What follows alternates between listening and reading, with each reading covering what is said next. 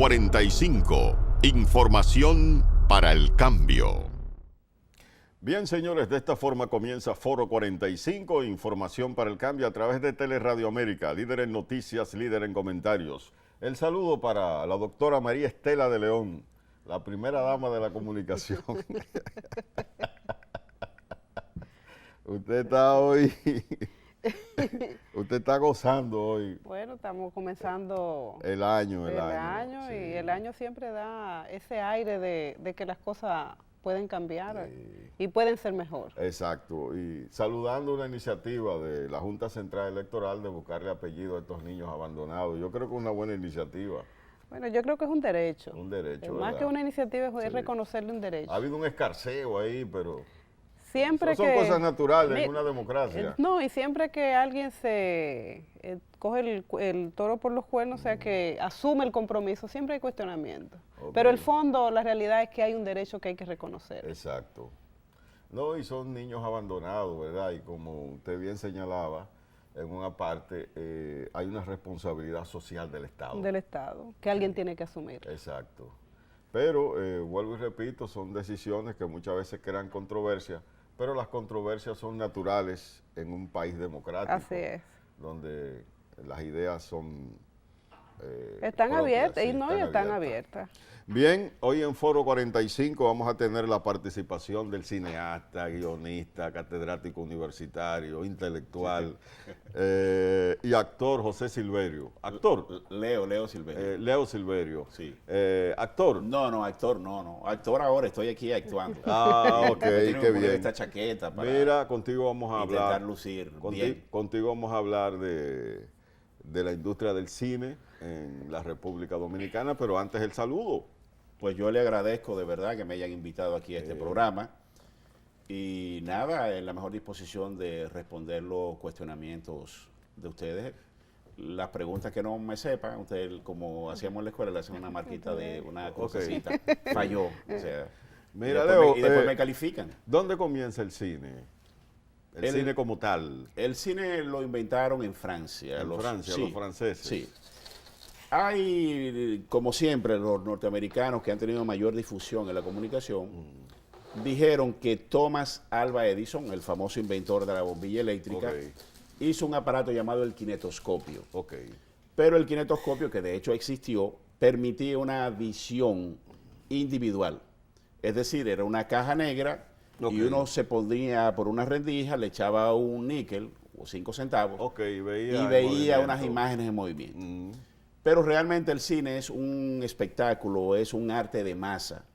Y fueron los franceses Louis y Auguste Lumière que un 28 de diciembre de 1895 exhibieron en el Salón Indio del Gran Café esas primeras películas, que eran películas documentales, eran registros de la cotidianidad de París.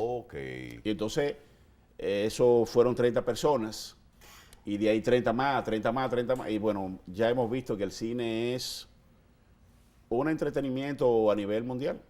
Entonces, yo lo que quiero que tú me hables, ¿verdad?, para documentar a los amigos televidentes, de esa evolución del cine de los hermanos Lumière hasta la fecha. Sí. El cine cobra vigencia como industria en Estados Unidos. El cine llega a Estados Unidos un 23 de marzo de 1896, es decir, apenas unos 4 meses, unos 3 meses después de haber sido inventado. Recuérdense que estamos hablando de las siguientes características. Películas en blanco y negro, películas de corta duración y películas silente o sin sonido. Eso le iba a preguntarle, porque No. el cine tiene una característica y Sí. es la época del cine mudo. Exacto. Entonces, no hay salas de cine, no hay taquillas, no hay actores. Y son los norteamericanos lo que industrializan. Lo que industrializan. Hay una situación que se dio en el año 1902, que fue la huelga de los patones blancos. Los patones blancos eran los actores del teatro. En ese garbo inglés, en ese teatro clásico inglés, un actor regularmente se vestía muy bien, siempre andaba de frac y andaba con el traje negro y la camisa y la corbata blanca. Entonces vivía exhibiendo el pecho por eso se llamó la huelga de los patones blancos.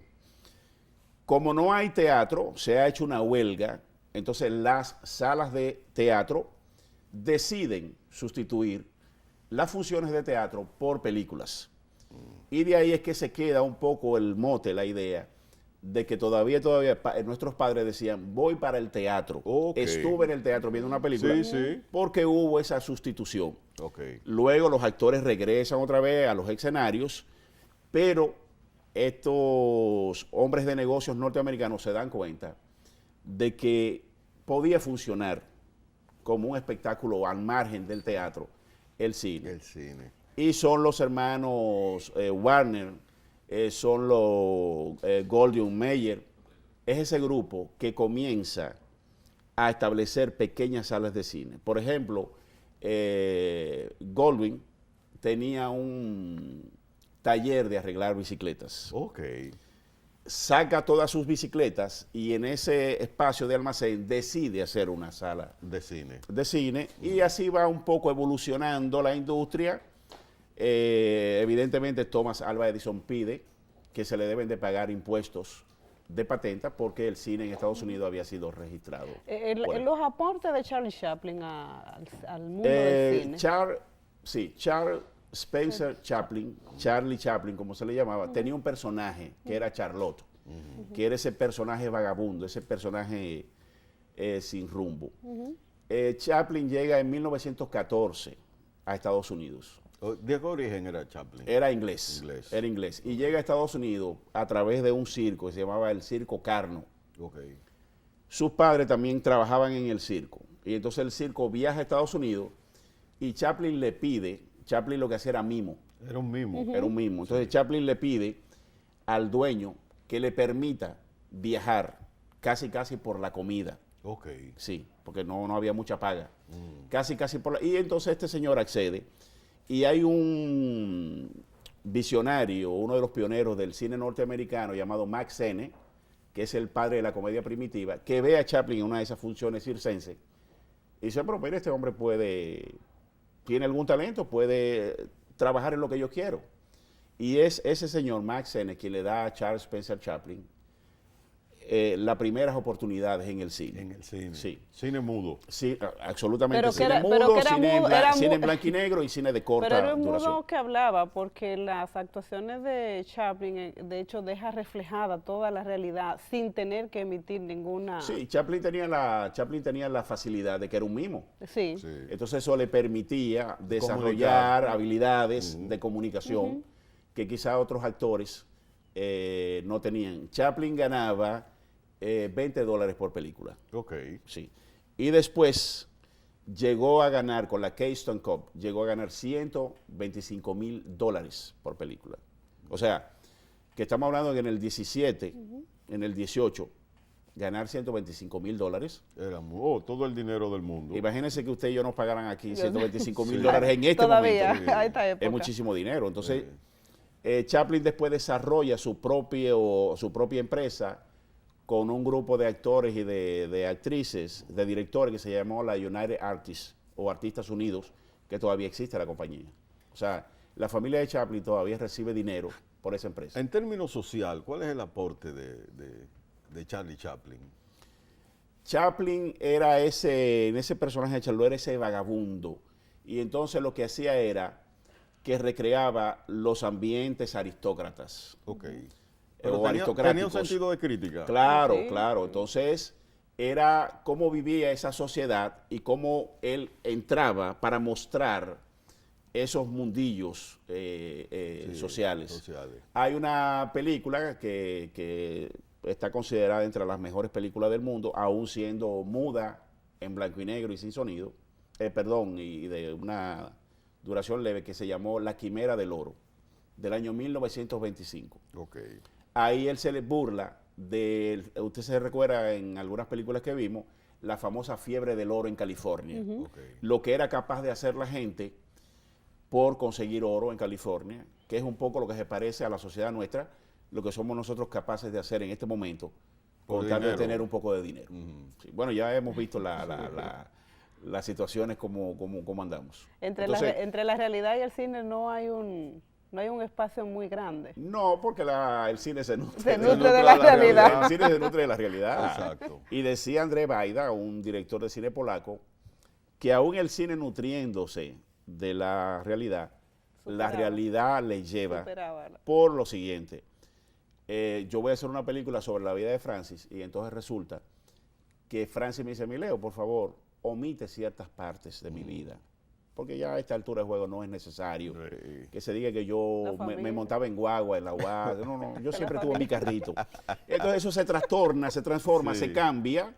Y entonces Andrzej Wajda decía que siempre la realidad nos llevaba un par de pasos delante. Entonces, yo quiero que tú me reiteres nuevamente, ¿por qué Estados Unidos se convierte en la meca del cine mundial? Estados Unidos tenía, según un especialista llamado Lewis Jacob, Estados Unidos tenía 3 elementos fundamentales para desarrollar el cine. Tenía una experimentación tecnológica en alza. Tenía un hombre de negocio en la decisión de invertir. Y tenía toda la riqueza del teatro inglés. Entonces tenían esa infraestructura de actores, actrices, directores, productores, que aunque eran de teatro, poco a poco se fueron moldeando para entrar en la industria del cine. ¿Qué otro país después de Estados Unidos tiene esa importancia? Los países que desarrollaron el cine son los países que siempre han desarrollado todo. O sea, según un siguiente país, Alemania.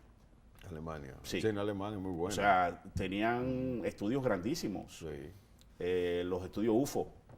Y que desgraciadamente con la Segunda Guerra Mundial, que es un fenómeno social bélico, se destruyen los estudios en Europa y entonces mucha de esa gente, actores, actrices, productores, migran a Estados Unidos.